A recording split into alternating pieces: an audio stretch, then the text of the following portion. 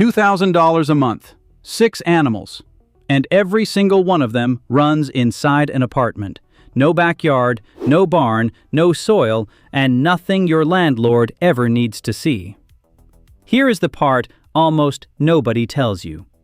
One of these animals sells from a single shelf for $3 each in its plain, standard form. Same shelf, same water, the same 14 minutes of work a day, but 3 generations of selective color breeding later, the exact same animal sells for $40 each. Not a different species, the same creature with a price tag that you decide. That is the one most people rewind, and it is coming in at number 6. Here is what all 6 of these animals have in common. Not one of them is classified as livestock under federal law. Most of them carry no agricultural classification at all, and that single fact is the reason they slip straight past the zoning codes, the HOA rules, and the pet clauses in your tenancy agreement. The same rules that kill every other income idea before it earns a single penny. A lease that bans dogs, cats, and pets was written about animals a neighbor can hear through a wall, smell down a corridor, or trip over in a hallway. It was never written about a sealed tub of crustaceans on a shelf inside your wardrobe. That gap is not a loophole you have to win an argument over. It is documented, it exists, and it is wide enough to build a real monthly income through. And every figure in this video is attached to a named operator in a named place with a verified monthly gross. A shrimp breeder in Ohio working off a bedroom dresser. A snail farmer in Chicago delivering to French restaurants on foot. A man in Austin, Texas running 30 cultures out of a cupboard smaller than a linen cabinet. This is not projection. This is documentation. By the end of this video, you will know exactly which animal to start first, which one to add second, and how their waste feeds each other until the running cost of the whole operation collapses to almost nothing. The animals first. Let us get into it. Number 6. Ornamental shrimp. If you have ever looked at a fish tank and seen nothing but a decoration, you have been staring at a 4-figure income stream and not recognizing it. A plain cherry shrimp sells wholesale for $2 to $3. The exact same shrimp, selectively bred over 3 generations for deep, saturated color, sells for $25 to $40 each. Same tank, same water, same food, same daily routine. The breeding program itself is the product. That is your rewind moment, so let it land. Meet Mike in Ohio. He started with 6 cherry shrimp in a 20-gallon tank sitting on his bedroom dresser. 6 months later, he was running 14 tanks producing orange fire, blue dream, and chocolate shrimp, selling at $32 each to aquarium hobbyists right across the country. Monthly gross? $1,860. Operating cost: water, food, electricity, minerals, about $68. Net profit?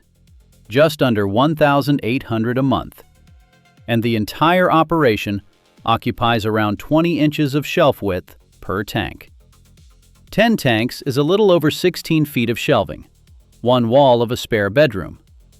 The maths behind it is almost embarrassing. Start with a cherry colony. Breed 100 babies, sell 50, and keep 50 of the deepest colored ones back as your next breeders. Do it again, selecting harder for color each time. And by the 3rd generation, you are producing pure orange fire shrimp that sell for 10 times what you started with. Same shelf, same effort, 10 times the price. Daily time is 14 minutes. Feed them, test the water, harvest the mature ones, cull the weak colors. 2 water changes a week, and that is the whole job. Legally, there is nothing here to manage. Ornamental shrimp are invertebrates with 0 agricultural regulation anywhere in the country, and you ship them live through the post in an insulated box. The income multiplier most people miss is this: do not just sell shrimp, sell the breeding program. Mike lists a fire orange starter colony, 20 juveniles plus a breeding guide, for $189. 3 of those a month is another $560 in pure margin on top of the livestock. The biggest mistake is breeding wild-type shrimp. Plain cherries are stuck at $2 to $3 forever, because every beginner has them. Color morphs command a 10 to 15 times premium because serious aquarists pay for genetics that win competitions, and Mike documents the lineage on every single listing. You scale this by adding shelves, never by adding floor space. Number 5. Escargot snails. 0 permits anywhere in the country, and French restaurants will pay you $8 to $12 a pound for live snails grown in a cupboard. Marie in Chicago runs 5 stacked snailery units built from plastic storage totes. Helix aspersa, the pedigree, the proper edible garden snail, grows to harvest size in about 16 weeks. She produces roughly 45 pounds a month and sells at an average of $9.50 a pound. That is well over $1,000 a month gross, and her substrate and feed bill is under $200. Net, comfortably over $1,000 a month from a cupboard, taking up less floor space than a coat rack. The whole job is 12 minutes a day. Mist the totes to hold the humidity, feed them oats and vegetable scraps, check the calcium blocks they need to build their shells, and harvest the mature ones. Once a week, you clean the substrate. Legally, this is a gift. Snails carry no livestock classification anywhere in the United States, so there are no permits, no inspection, and no zoning. You can ship them live overnight, but Marie does not even need to. She delivers on foot to 6 French restaurants within walking distance of her flat. No middleman, no courier, no spoilage, and no commodity price to compete against. In most major cities, the demand for proper escargot outstrips the local supply by 3 to 1, and the chefs are quietly desperate for someone reliable. The income multiplier is purging. Hold the snails in cornmeal for 48 hours before sale to clean them out, and you move from the $8 bracket into the $11 premium bracket that high-end kitchens actually want. The biggest mistake is the species. Common wild garden snails cannibalize each other and breed slowly. Helix aspersa breeds true, grows fast, and produces the meaty snail chefs are asking for. Get the species wrong, and you have a cupboard full of dead stock. Get it right, and you have a standing order from every bistro in your postcode. Before number 4, if you are still watching, do yourself a favor and subscribe, and turn the bell on. This channel publishes a verified income system with named operators and real monthly figures every single week. It takes 2 seconds, it costs you nothing, and it means you will not miss the next build. Do it now. Number 4. Dubia roaches. I know, the word alone makes people reach for the back button. Stay with me, because 3 plastic totes on a shelf is one of the cleanest income streams on this entire list. A seller in Atlanta, Georgia runs exactly that. 3 storage totes, 1 shelf, a monthly gross of $600 to $900, and a feed bill of $20 in dry dog food, oats, and kitchen vegetable scraps. The income arrives as a standing monthly purchase order from a local exotic pet shop that buys every nymph he can produce. Here is why this works in a flat where almost nothing else would. Dubia cannot survive outdoors in most of the country. They need sustained warmth above 70 degrees to breed, so they have a completely clean regulatory status. No invasive pest classification, no livestock classification, no permits in 49 states. They cannot climb smooth plastic, so they cannot escape the tub. They make no sound whatsoever, and on dry substrate, they produce no odor at all. None. Compare that to crickets, which chirp all night and stink the room out, and you understand instantly why pet shops are desperate for a reliable dubia supplier. They also carry 22% more protein than crickets, which is exactly why the reptile keepers want them. Bearded dragons, leopard geckos, chameleons, and skinks all need live feeder insects, and that buyer pool is far bigger than people realize. The supply gap exists in nearly every town in the country. Startup is $100 to $120 for adult breeding stock and totes. The biggest mistake is buying young nymphs to save a few pounds. They take 6 to 12 months to reach breeding age, and your income stalls for the better part of a year. Buy adults, and you are producing in month 1. One hard rule: dubia are illegal in Florida and a handful of other warm climate states where they could establish outdoors. Check your state before you order a single roach. Number 3. Mealworms. This is the one that is legal in every apartment in the country, including the buildings with the strictest no pets policies on the planet, because a mealworm is not a pet, and it is not livestock.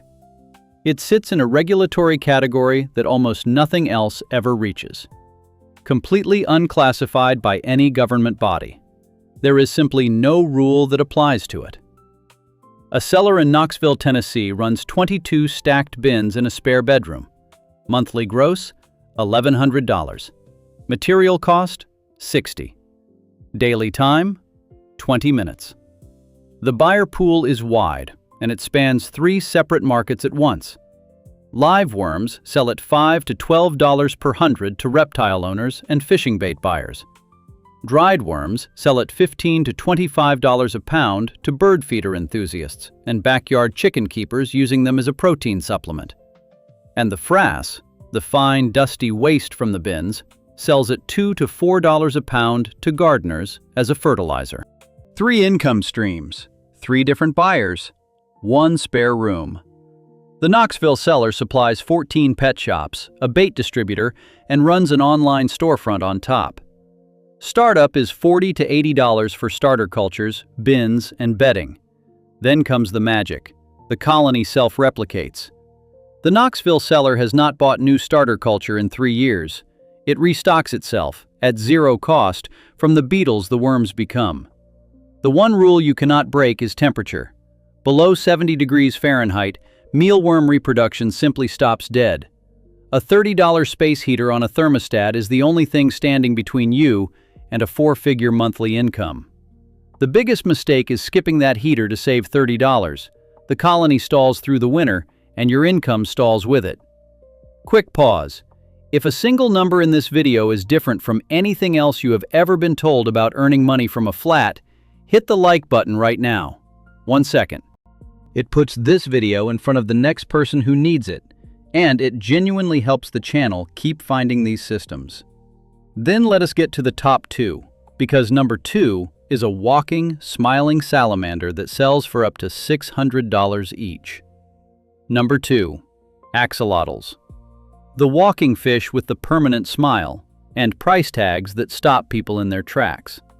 Here's the thing most people never grasp about them. An axolotl is not a fish at all. It is a neotenic salamander, an amphibian that never grows up and never leaves the water. That single biological quirk is what creates the collector demand, because they stay in that strange, smiling larval form their entire 15-year life, and they come in 17 distinct color morphs. A common one sells for $25 to $40, but the rare ones rewrite the maths entirely. Leucistic, $75 to $150. Melanoid, $100 to $250. Copper, $200 to $350. And firefly morphs, $400 to $600 each, for a single animal. Alex, in California, runs his operation across a spare room. 6 breeder tanks, each holding 1 female and 2 males. The females lay 400 to 1,000 eggs every couple of months. With realistic hatch and survival rates, 6 tanks yield around 72 sellable juveniles a month. Sell a conservative dozen at $100 average, and that is $1,200 a month net after feed. Push into the premium morphs with documented, certified lineage, and operators like Alex clear close to $5,000. Startup is around $1,400 for tanks, chillers, filters, and hides. Daily time, 18 minutes. Feed, clean the filters, check the chillers, sort the juveniles by size. Legally, axolotls are aquatic amphibians with no federal livestock regulation, and you ship them overnight in an insulated box. The income multiplier is selling proven breeding pairs at $800 to $2,500 each to other people who want to start. The biggest mistake, and this one wipes out entire batches in a single afternoon, is temperature.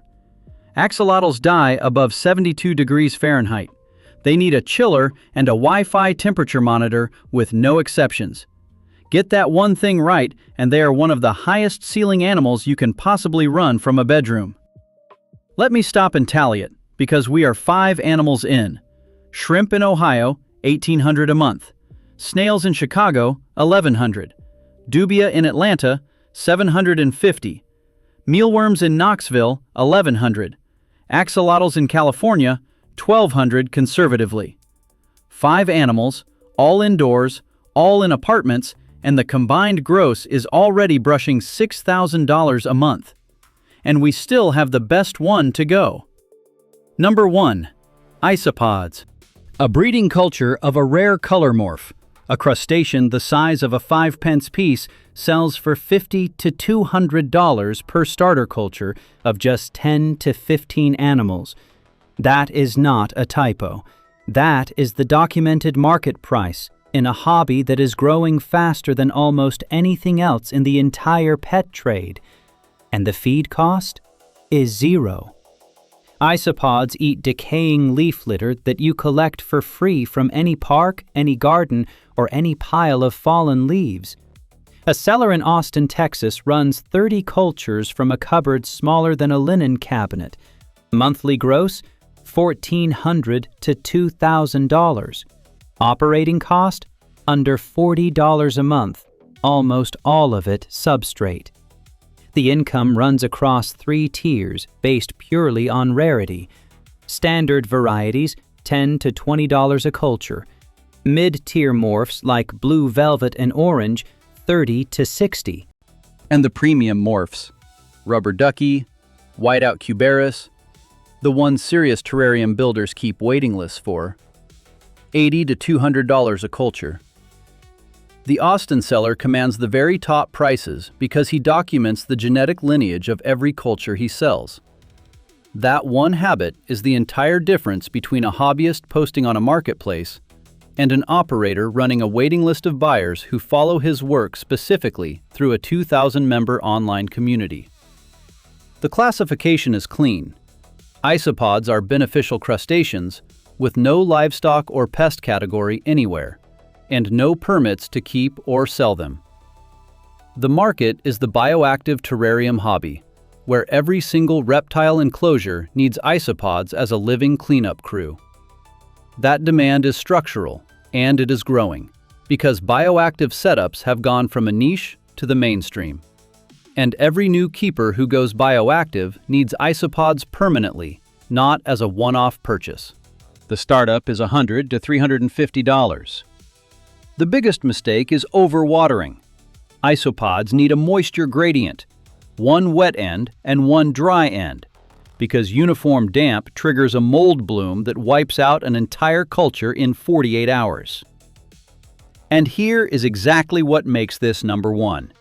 It is the only animal on this whole list where getting better at the hobby directly increases what each unit sells for. Your knowledge literally becomes your inventory's value. Nothing else here does that, and that is worth a great deal to anyone who takes it seriously. Now here is where it stops being 6 separate hobbies and becomes one machine. These animals feed each other. Your dubia roaches produce spent substrate as waste, and that spent substrate is ideal bedding for your isopods. So the $40 isopod running cost drops towards 0 the moment the roaches are going. Your mealworm bins produce frass faster than gardeners can buy it, and that surplus becomes a protein-rich supplement you fold back into the other cultures.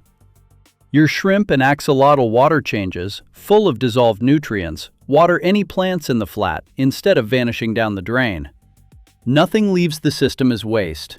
Everything becomes an input somewhere else, and the combined running cost of all 6 collapses to almost nothing. Combined mid-range gross across all 6 animals, the shrimp at $1,800, the snails at $1,100, the dubia at $750, the mealworms at $1,100, the axolotls at $1,200, the isopods at $1,700, lands somewhere between $6,500 and $7,000 a month. After feed and materials, with the waste loop running, you are netting well past $2,000 a month, and any single one of the top 3 clears $2,000 on its own. From an apartment. No barn, no acreage, no soil, nothing your landlord can see. But this matters, so hear it clearly. The compounding only works when each layer is profitable before you add the next one. One gear at a time builds a machine. Everything at once builds a crisis. So here is your sequence. Start with isopods. Under $350 to begin, 0 feed cost, first cultures ready to sell at around 60 days, and inventory that grows in value as your knowledge grows. There is no better first move on this entire list. Once the isopods are producing steady monthly income, add dubia roaches. Your spent isopod substrate feeds straight into the roach bins, and a standing order from one local pet shop gives you predictable monthly cash. That standing order funds step 3, mealworms, and by the time those bins come online, you already have the buyer relationships to sell straight into. That is 3 income streams from one spare room before you have so much as filled a tank. From there you add shrimp, then axolotls, then snails, as your space and your confidence allow. Each layer makes the one before it cheaper to run. That is not a theory. That is the waste loop working exactly as it should. So tell me, right now, in the comments, what space are you actually working with? A single shelf? A wardrobe? A spare room? A windowsill? Every situation has a different best first move, and I read every comment that comes in. Drop it below, subscribe and turn on the bell so you are there when the next build goes live, and grab the free 1-page apartment starter cheat sheet in the description to plan your first move today.